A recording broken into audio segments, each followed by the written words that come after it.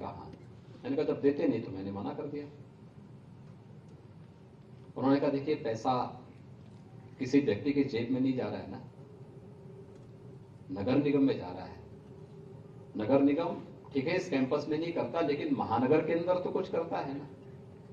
महानगर के अंदर इतनी बड़ी आबादी रहती है, किसी को पानी की व्यवस्था, कहीं सड़क की व्यवस्था, कहीं पे स्ट्रीट लाइट की व्यवस्था। स्ट्रीट लाइट जो सड़कों पे जल रही है, क्या इसका कोई टैक्स देता है क्या? अरे सब ये पैसा उसी पे लगता है। एक काम करो, उसको तुरंत चेक साइन करके तुरंत दे दो, उनका टैक्स जितना पड़ता है वो दे दो। मैंने फिर मंगाया और मैंने साइन करके जमा कराया। मैंने कहा नहीं जमा कराया। हम अक्सर होता क्या है, हमारी दक्षता और हमारा जो प्रोफेशनल्स है, हम अपने प्रोफेशन को और अपनी दक्षता को कहां दिखाने का प्रयास करते हैं? जहां लीकेजेज हो। हम लीकेजेज को बंद करने के सामने जाएं। हमारा काम गरुड़ का है, गरुड़ से चूहा बहुत डरता है, और गरुड़ भगवान विष्णु की सवारी भी है। विष्णु होंगे तो मां लक्ष्मी स्वयं होगी।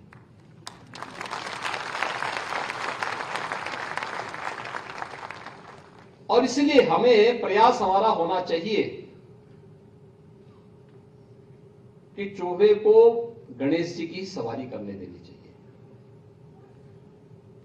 उतरने की आदत बंद हो, टैक्स चोरी रुके और टैक्स पेयर का पैसा जितना गवर्नमेंट के पास है ना, जीएसटी के पैसे, चाहे वो सीजीएसटी का हो, एसजीएसटी का हो, जो भी पैसा जहां जाना है वो पैसा वहां जमा जरूर हो जाए। आईटी का है, इनकम टैक्स रिटर्न भरे। मुझे लगता है एक स्वच्छ आदर्श व्यवस्था आज के दिन पे आपने देखा होगा कितना स्वच्छ व्यवस्था हो चुकी है। और पब्लिक से कहीं भी कोई रिफॉर्म की बात आती है आज के समय में, क्योंकि हमारा काम केवल निवेशकों के लिए, इज ऑफ डूइंग बिजनेस के लिए ही नहीं है। इज ऑफ डूइंग बिजनेस के साथ साथ इज ऑफ लिविंग के लक्ष्य को भी प्राप्त करना है। इज ऑफ लिविंग के लक्ष्य को प्राप्त करने का मतलब किसी को किसी भी स्तर पर कोई समस्या ना होने पाए।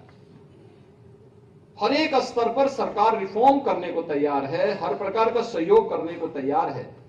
केंद्र की सरकार हो, राज्य की सरकार हो, ये दोनों अगर एक साथ जब इस दिशा में प्रयास कर रही हैं, तो समाज के जो विभिन्न ऐसे संवर्ग हैं जिनका अपना पेशेवर कार्य है, अपनी क्षमता से जो लोगों का मार्गदर्शन करते हैं, जिनका समाज में सम्मान है, वे भी तो इस नेशनल बिल्डिंग के कार्यक्रम के साथ जुड़े। केवल अपने पेशेवर कार्य के साथ ही नहीं, नेशनल बिल्डिंग में हमारी क्या भूमिका होनी चाहिए। देश की आजादी के अमृत महोत्सव वर्ष में प्रधानमंत्री मोदी जी ने देश के सामने पंचप्रण की बात की, और ये सौभाग्य की बात है कि आज आपका जो अखिल भारतीय संगठन है चार्टर्ड अकाउंटेंट्स का, यह भी अपने स्थापना के 75 वर्ष पूरा करने जा रहे हैं। यानी अमृत महोत्सव वर्ष में आप प्रवेश किए हैं, और अमृत महोत्सव वर्ष में प्रवेश का एक कार्यक्रम या अभियान आपको स्वयं के आत्मावलोकन का एक अवसर दे रहा है। प्रधानमंत्री जी ने अपना विजन डॉक्यूमेंट तय किया है कि अगले 25 वर्ष में हमें क्या करना, 75 वर्षों में हमने क्या खोया है, क्या पाया है। इसमें आत्मावलोकन का एक अवसर देशवासियों को प्राप्त हुआ।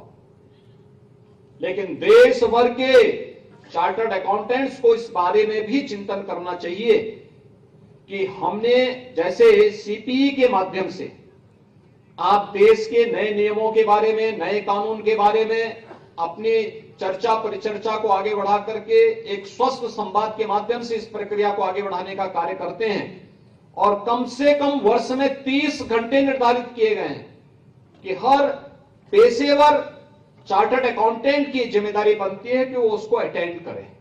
ये होना भी चाहिए, अत्यंत अभिनंदनीय कार्य है। मैं सीपी के अपने अध्यक्ष और उनके पदाधिकारियों को हृदय से इस बात पर धन्यवाद दूंगा कि उन्होंने इसको कंपल्सरी किया है। और किया भी जाना चाहिए, क्योंकि ये इसकी जितना भी आपकी ये मेरिट होगी, जितना भी इसको आप इसी ढंग से मेरिट के आधार पर आगे बढ़ाने का कार्य करेंगे, लोगों का विश्वास का प्रतीक बना रहेगा। प्रधानमंत्री जी ने उस समय देश के लोगों के सामने पंचप्रण की बात की। ये पंचप्रण थे, एक विकसित भारत के लिए आत्मनिर्भर भारत बनाना, गुलामी की मानसिकता से मुक्त होना, अपने विरासत के प्रति सम्मान का भाव होना, गौरवशाली अतीत के प्रति एक सम्मान का भाव हमारे मन में हो। इसके साथ ही एकता और एकात्मता की बात करना, विभाजन की नहीं, आपस में हम देश को जोड़ने का काम करेंगे। और सबसे पांचवी बात की, अंतिम बात की, वह है नागरिक कर्तव्य। एक नागरिक कर्तव्य के रूप में, एक नागरिक के रूप में, एक व्यवसायी के रूप में, एक किसान के रूप में, एक जनप्रतिनिधि के रूप में, एक अकाउंटेंट के रूप में, एक चार्टर्ड अकाउंटेंट के रूप में मेरे अपने समाज के प्रति और अपने राष्ट्र के प्रति क्या जिम्मेदारी है।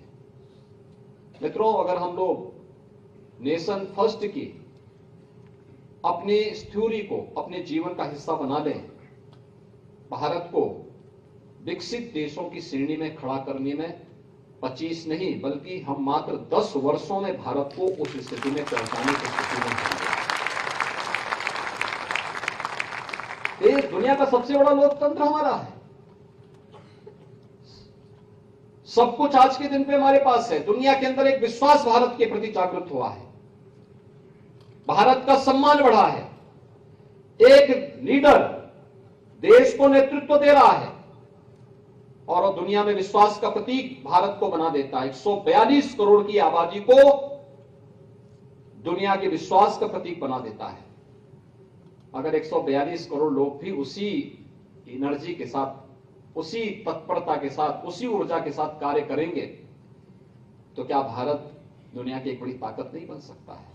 अवश्य बन सकता है। और मुझे लगता है कि जब भारत विकसित भारत होगा, और विकसित भारत हम सबके सपनों का भारत होगा, एक ऐसा भारत होगा जिस भारत में हर एक व्यक्ति के लिए अपने सपनों को साकार करने के अवसर होंगे, आने वाली पीढ़ी के उज्जवल भविष्य के बेहतर सपने होंगे। उन सपनों को साकार करने में चार्टर्ड अकाउंटेंट्स की बड़ी भूमिका हो सकती है और उस दिशा में आप सब प्रयास करेंगे। इस विश्वास के साथ आपने यहां पे अपना यह आयोजन किया। 500 पेशेवर लोग एक साथ एक जगह पर बैठ रहे हैं, ये बहुत अच्छी बात है, बहुत अभिनंदनीय है। और मुझे लगता है कि हमें आपस में भी जो सीपीई की ने पहल की, आपने आयकर निर्धारण से संबंधित इस कार्यक्रम के साथ जुड़े और मैं चाहूंगा कि मैं प्रदेश के अपने कॉमर्शियल टैक्स से जुड़े हुए विभाग से भी कहूंगा, जीएसटी वालों से भी कहूंगा कि वो आप लोगों से संवाद बनाएं और आप लोगों के साथ, आप लोग उनके साथ भी बैठें और इस पर चर्चा परिचर्चा को आगे बढ़ाएं कि कैसे रजिस्ट्रेशन बढ़ाना है, रजिस्ट्रेशन बढ़ाने के साथ साथ कैसे हम रिटर्न फाइल करने की पद्धति क्या हमारी होनी चाहिए, सहजता सरलता होनी चाहिए, सरकार ने क्या उसमें छूट दी है। भाई 40 लाख का टर्नओवर अगर किसी का उससे कम का है तो जीएसटी की बाध्यता उसके लिए नहीं है, लेकिन वो एक बार रिटर्न भर के इस बात को बता देना कि भाई मेरा 40 लाख से टर्नओवर कम है। दूसरा, अगर उसने रजिस्ट्रेशन करा लिया है, इतना भर पर्याप्त है, उतने में उस व्यक्ति को 5 लाख रुपए की सुरक्षा बीमा का कवर प्राप्त हो जाता है। आप सोचिए, कोई एक छोटा व्यापारी है, छोटा व्यक्ति है,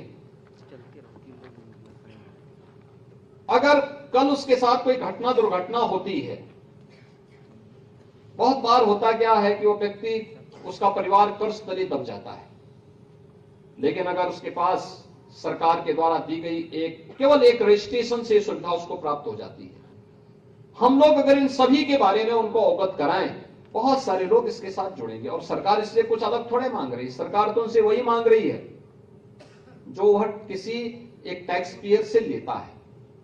टैक्स पेयर से अगर उसने 5% टैक्स लिया है तो सरकार चाहती है कि टैक्स जिस उद्देश्य से लिया उस उद्देश्य की पूर्ति वह करता हुआ दिखाई दे, और इसके बारे में उसको अवगत कराना, उसको बताना कि भाई ये पैसा इस कार्य का है, इस पैसे को आपको जमा करना चाहिए।